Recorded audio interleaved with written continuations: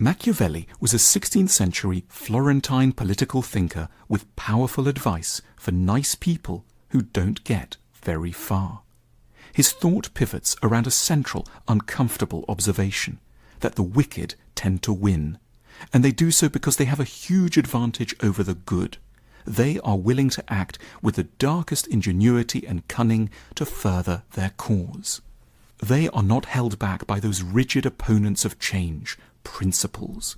They will be prepared to outright lie, twist facts, threaten or get violent. They will also, when the situation demands it, know how to seductively deceive, use charm and honeyed words, bedazzle and distract.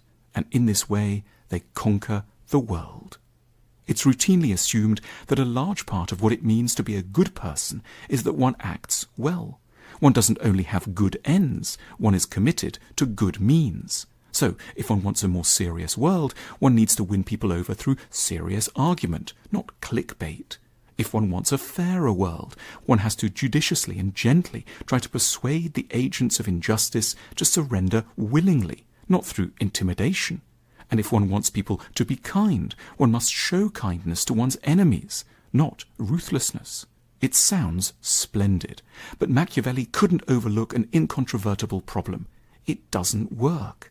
As he looked back over the history of Florence and the Italian states more generally, he observed that nice princes, statesmen and merchants always come unstuck. That's why he wrote the book for which we know him today, The Prince, a short, dazzling manual of advice for well-disposed princes on how not to finish last. And the answer, in short, was to be as nice as one wished, but never to be overly devoted to acting nicely, and indeed to know how to borrow, when need be, every single trick employed by the most cynical, dastardly, unscrupulous, and nastiest people who have ever lived. Machiavelli knew where our counterproductive obsession with acting nicely originated. The West was brought up on the Christian story of Jesus of Nazareth, the very nice man from Galilee who always treated people well and wound up as the King of Kings and the ruler of eternity. But Machiavelli pointed out one inconvenient detail to this sentimental tale of the triumph of goodness through meekness.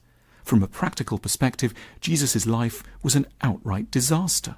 This gentle soul was trampled upon and humiliated, disregarded and mocked. Judged in his lifetime and outside of any divine assistance, he was one of history's greatest losers. The clue to being effective lies in overcoming all vestiges of this story. The Prince was not, as is often thought, a guide to being a tyrant. It's a guide about what nice people should learn from tyrants. It's a book about how to be effective, not just good. It's a book haunted by examples of the impotence of the pure. The admirable prince, and today we might add CEO, political activist or thinker, should learn every lesson from the slickest, most devious operators around. They should know how to scare and intimidate, cajole and bully, entrap and beguile. The good politician needs to learn from the bad one, the earnest entrepreneur from the slick one. We are all ultimately the sum of what we achieve, not what we intend. If we care about wisdom, kindness, seriousness and virtue, but only ever act wisely, kindly, seriously and virtuously, we will, Machiavelli warns us, get nowhere. We need to learn lessons from an unexpected source, those we temperamentally most despise. They have the most to teach us about how to bring about the reality we yearn for, but that they are fighting against. We need weapons of similar grade steel to theirs. Ultimately, we should care more about being effective than about being nobly intentioned. It's not enough to dream well. The true measure is what we achieve. The purpose is to change the world for the better, not reside in the quiet comforts of good intentions and a warm heart. All this Machiavelli knew. He disturbs us for good reason, because he probes us where we are at our most self-serving. We tell ourselves we didn't get there because we're a little too pure, good and kind. Machiavelli bracingly informs us we are stuck because we have been too short-sighted to learn from those who really know, our enemies.